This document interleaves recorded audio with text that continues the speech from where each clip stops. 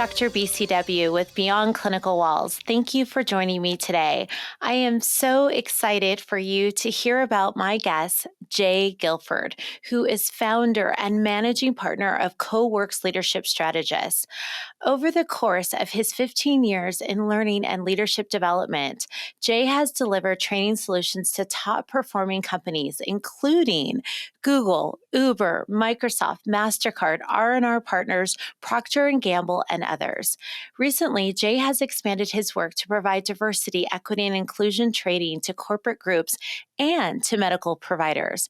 As part of his portfolio, Jay has recently worked with UNLV's School of Medicine. He created a pilot workshop that helped the Faculty Affairs Department articulate some of their diversity and learning delivery practices to stakeholders. I am so excited for this episode because not only is Jay a phenomenal human, he is really embarking on such well-needed work in so many different areas. I'm also excited to share that we have recently partnered to offer virtual and in-person diversity, equity, and inclusion training sessions. We have one session targeting corporate leaders and teams, and we have also created another session specifically for medical service providers. So I am so excited for you to meet him. I also have to amplify and elevate that his background for providing leadership training has included Fortune 100 companies. There is so much breadth behind Jay that I hope I can do it service, but I am so excited for you to be able to hear about why he does what he does and the work that he has been able to put forward and continues to put forward. So I am so excited to have you, Jay. Welcome to Beyond Clinical Walls. Please introduce yourself. Oh, I think you did a good job. I don't have anything more to say, Dr. BCW. Just thank you for having me, and for the listeners, thanks for tuning in. Well, we are so excited to have you, and I'm going to just shower a little bit more as we get down to why Jay does what he does. He is, as I mentioned, just a phenomenal human being. Not only does he put forward amazing work, he cares about the work that he's putting forward. And so all the companies, organizations, all the people that he has worked with come away with a sense of transformation. And I think it's important, as always, when I have a guest, to have the opportunity to share, Jay, why you do what you do. And so please share with the listeners about you and also the work that you do and where it's rooted in. Yeah, and it's interesting because we talked about this, Dr. BCW. You can kind of look at my resume and portfolio and say, yeah, of course, we know why this guy is working with corporate groups, because I've worked with a lot of, Fortune 500, 100 companies. But the question that people will ask is, why did I decide to deliver diversity, equity, and inclusion training in partnership with Dr. BCW to medical professionals? So I'll share this story. A few years ago, I came down with a sudden life-threatening illness, and that's not an exaggeration. On one day, I went for a 5 mile jog. I came home. I felt, off, and I felt kind of dizzy and nauseous. So I went to sleep. When I woke up, I could barely walk, so much so that I asked a friend, you know her, Grace Russell. I asked a friend to bring me a cane, but still I thought nothing of it. And then I woke up the next day and my entire body was inflamed and I could barely walk. So the first stop was a quick care clinic. And there, the practitioner dismissed my pain. So when I came in, I was on a cane. I could barely walk. They took me back. The practitioner put me on a metal table, and I kept saying, I am in severe pain. It hurts when you touch me. They ignored that, manipulated me, moved me about, so much so, Dr. BCW, that I eventually vomited from the pain everywhere, and including on the practitioner. Hate to be explicit, but I want to I want to really detail this out. And then so someone else rushed in and they said, "Well, he's vomiting because he's told you he's in pain, and you haven't done anything." So they gave me some anti-nausea medication at this one facility, but I had to go to another hospital. And at the second hospital, the same thing. I went in, I could barely walk. I requested a wheelchair. They didn't seem to take my concerns seriously until they got me to the ICU and they realized that my organs were failing. So I was admitted. I was there for 28 days. And over the Mm. course of the 28 days, I lost about 25 to 30 pounds. And Dr. BCW, you see me, I'm 150, 155 Yes. on a good day. So I don't have 30 pounds to lose. And I remember in one specific instance, this happened multiple times in this second facility. In one instance, they took me down to a room for a procedure. I lost maybe 15, 20 pounds at that point. And they knew that my organs were failing. They knew that I was near death. And the person who dropped me off told the person who's doing the examination, they said, he's in severe pain. And that other person said, well, he's just going to have to deal with it. A third time in that same facility, they eventually discovered that there was a complication in my gallbladder. They had inserted a device, and then on a day after I lost 20 pounds, I'm very thin, organs are failing. Uh, they had to remove the device, and I remember the guy explicitly telling me, "We usually give a local anesthetic, but you're a big boy. You can handle this pain." And as I start to Mm. object, he inserts a tool into my open body and rips something out, some device. And it was painful. And then I go for rehab, I go to another facility and it's the same thing. I remember being told, oh, your legs are swollen, double the size. You're just going to have to walk on them and deal with the pain. And then on my way out of that facility, because I had to advocate for myself, I said, I got to get out of here. This is not, the service here is low quality. I'd rather be at home and risk it. So I advocated to get out 2 days early. And on the day they were supposed to let me out, they had some device attached, some drain to my gallbladder, and they hadn't even taken care to patch it up. So I remember my Uber being outside and sitting on the edge of the bed, telling the Uber driver to wait, and some person just doing a shoddy job of literally patching me up. So at one facility, I could say, "Oh, this is poor service." At two, maybe, but across three facilities, multiple times, it was for me a case of bias. They looked at me as, a black man and said, he can handle this pain. It happened multiple times, at least six that I can count. So that brought me to the conclusion, not to say that medical professionals are all biased. I don't believe that. It brought me to the conclusion that many medical professionals need to understand what bias is and how to avoid it in order to improve patient outcomes. So that's why I do this type of work specifically with medical professionals. When I hear your story, Jay, and the first time I heard it, and even each time I hear it, it is heartbreaking to know that you had to go through that, not even just one time. One time is enough, but three times you were not seen, you were not heard, and just this kind of, okay, he can take it. And the words that are associated with that bias that those clinicians and organizations had you experience that you experienced is there's no excuse.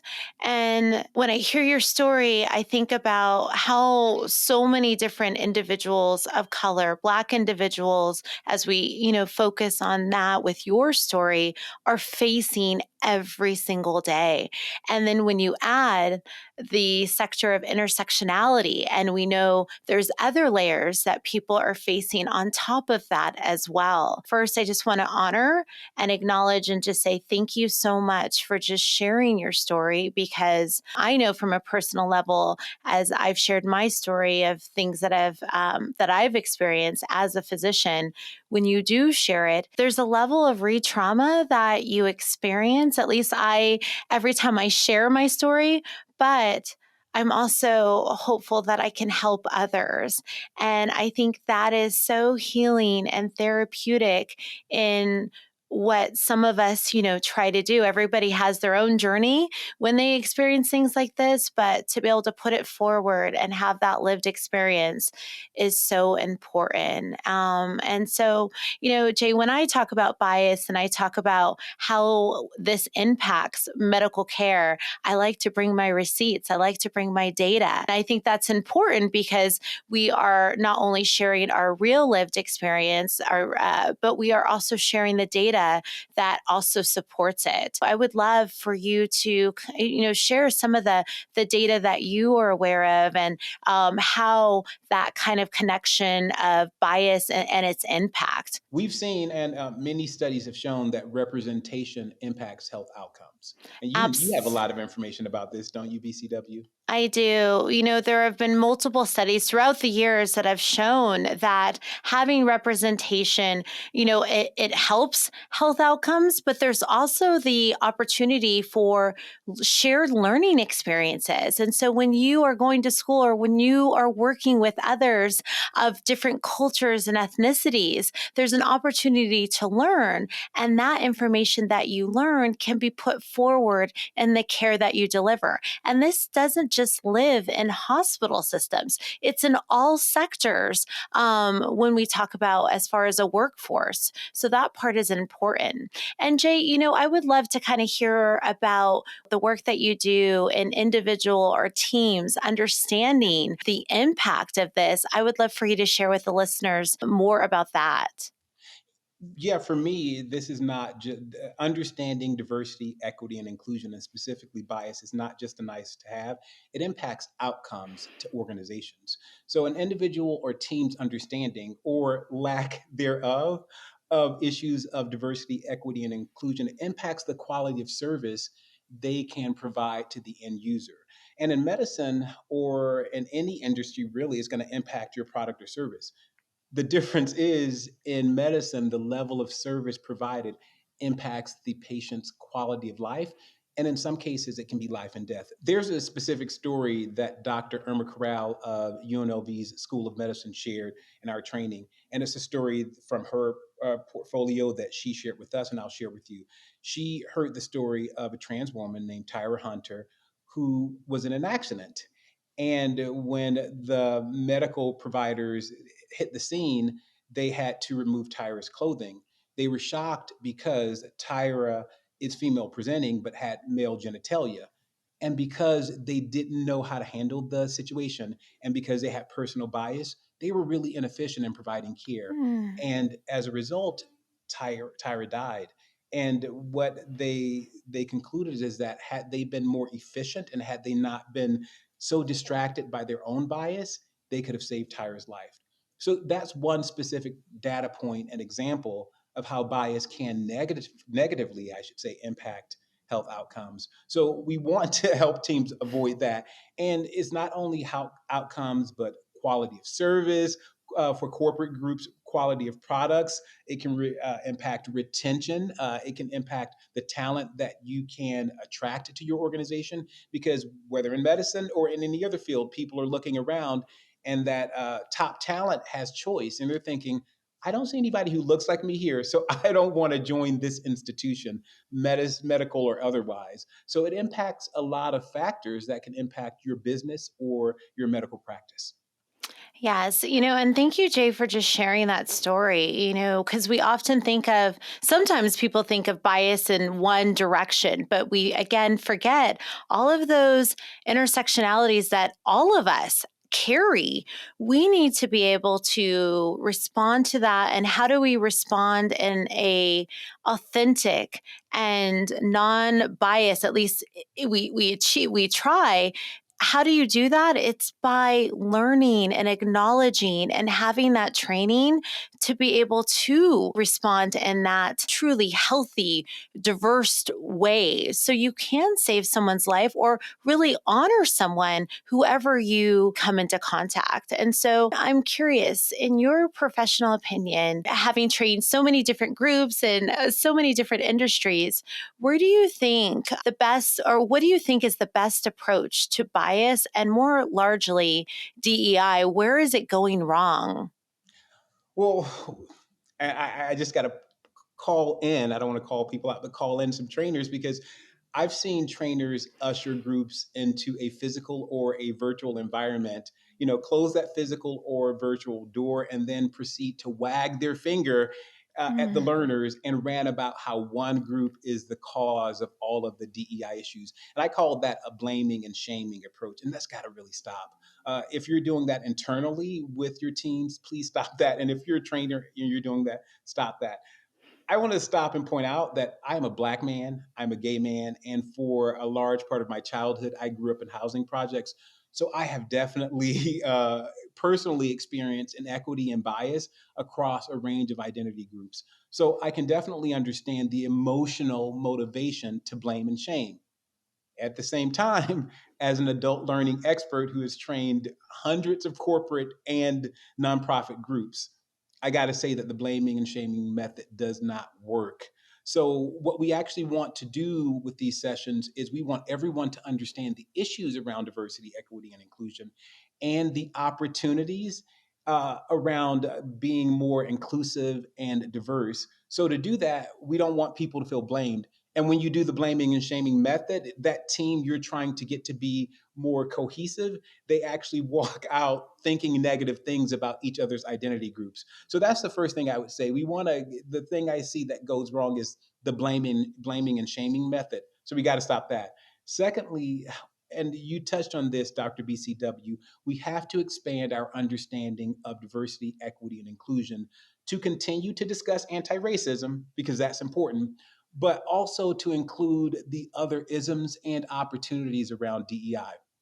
So here's a story from my career that exemplifies this. A few years ago, I received a call from an owner of a tech company. And this guy, he worked in another part of the country. He was not in the United States. And he started by saying, Jay, I was recommended to you. I want to start a DEI initiative. And I said, great. And then he proceeded to say, I need to hire more African Americans. And I had to pause him because he was in a part of the world where there were literally no regional in his region, no African Americans. There, 4.5% of the population identified as members of the Black diaspora. That means that Mm. some of them were Black Haitian, some of them were Nigerian, some of them were Black in other ways, but they were not African Americans. What I saw with him and Dr. BCW, we've seen this a lot. People conflate DEI with anti racism. Anti racism is an important part of diversity, equity, and inclusion, but it's only one part. So you want to talk about anti racism, you want to talk about gender inequality, you want to talk about sexism, heterosexism, homophobia, all of the isms. But you also want to look at those opportunities, because if you're in a training and you just focus on the isms, then people are like, oh, we're doing everything wrong. So start with, what are we doing right? That's a good thing to Yes. think about. And what are the opportunities, right? BCW, do you want to chime in? Yes, and that part is so important because, when people just feel like everything is wrong, there's no opportunity to learn, to grow, or find the things that might be doing or might be going well, and they could be have a little tune up. Because everything, my dad would always say, we're learners every day. He would say, the day he stops learning, there's something wrong. And so when you look at that, or when you think of that and you put that into perspective in all areas of your life, it's really easy to kind of think about what you just said, Jay.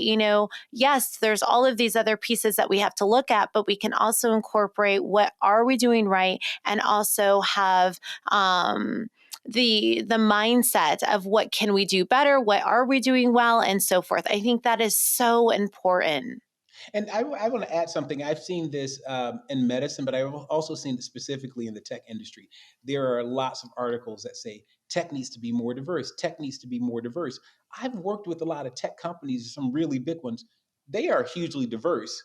What we're talking about is tech needs to be more diverse in terms of gender, and tech needs to be more diverse in terms of maybe including more Black and African American people.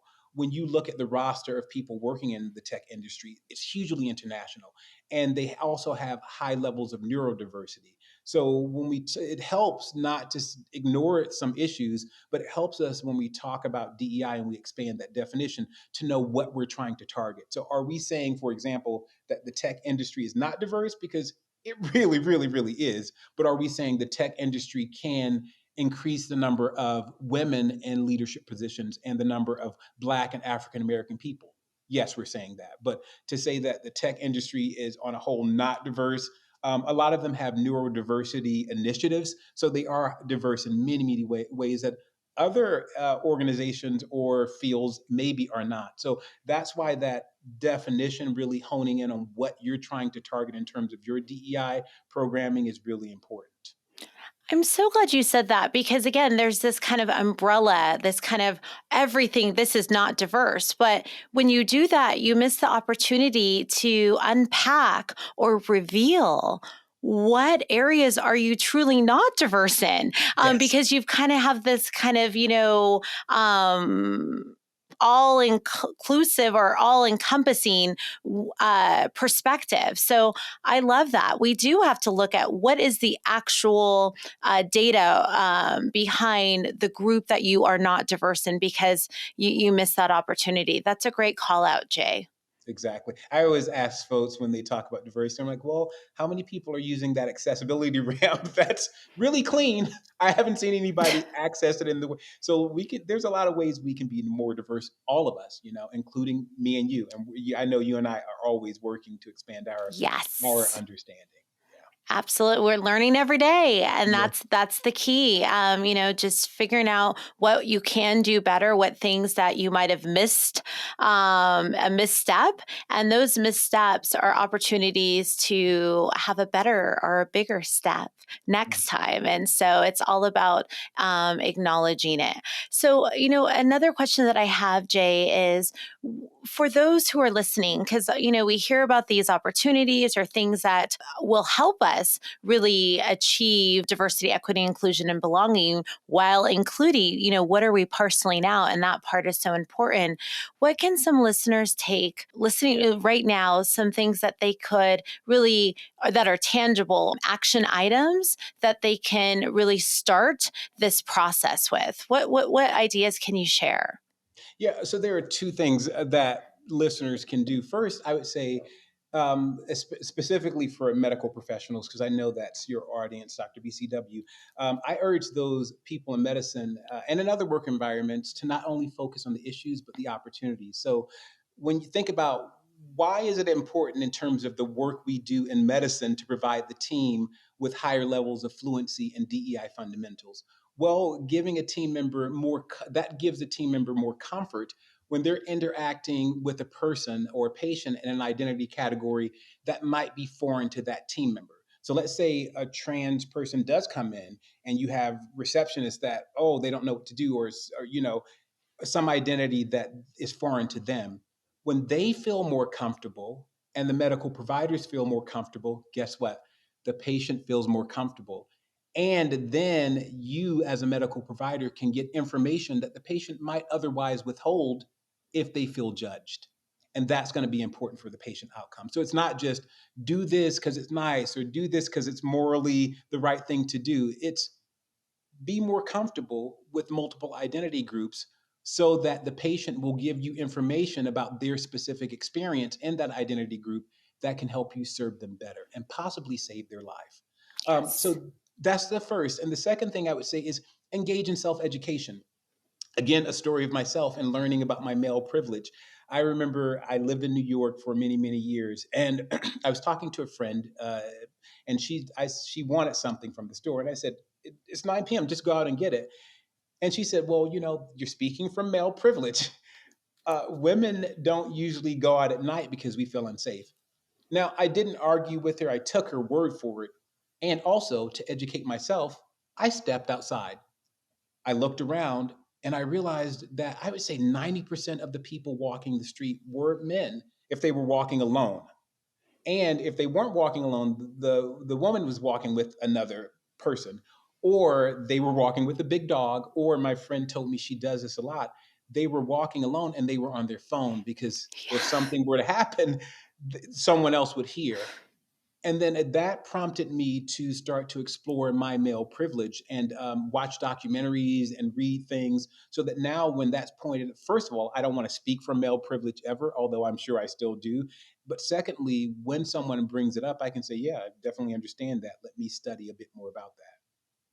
Yeah, and right away when you said that, Jay, and this is the first time I've ever heard you, share that story. I immediately thought, well, I'm on the phone with a friend or my husband when I leave a store at night, because I want someone to know, and that's just a part of my playbook. And so, to your point, these are things that we all have that we carry, and so what can we do to not only recognize our privilege and recognize other people in what they do to get through life every day, and not only recognize it, hear it, acknowledge it, and try, as you mentioned, to get comfortable with it. And so I think those things are so vital to being able to make strides within this work. So, thank you for this just amazing conversation today. I'm so excited for the listeners to just hear what you shared with us today, and take the time to listen to this once, twice, three times, because I promise you there are so many gems that Jay dropped in this podcast that you can take that will help you in your everyday life with yourself, your friends, your family members, but also at work. And reach out to him. He is a wealth of information, and I'm just so excited about all the things that you are bringing forward. I'm excited about our workshops that we're going to be bringing forward as well. Yay. Really being able to bring forward that medical piece as well, in all of the great work that you do. So, thank you very much for joining me on Beyond Clinical Walls. And I would love for the listeners to hear about how they can get in contact with you. Shower us with all of your contact information. Well, to learn more about me and to learn about our workshops, you can visit my website at CoWorksLead. That's www.coworkslead.com. That's www.coworkslead.com. And if you want some specific information about leadership training or the workshops that Dr. BCW and I offer, I know this is going up on your website pretty soon, Dr. Yes. BCW. But in the meantime, they can email us or me at contact@coworkslead.com. That's contact@coworkslead.com. Excellent. Well, thank you again, Jay, for being a guest on Beyond Clinical Walls. This was just a delight, and grateful for your conversation, the education, and the opportunity that you shared during this podcast. This is Dr. BCW. As always, I end with a level of gratitude. I appreciate everyone who just took the time to listen to Beyond Clinical Walls. Thank you. Don't forget to subscribe and turn on notifications so you don't miss my next upload. And if you found this information helpful, please hit the thumbs up.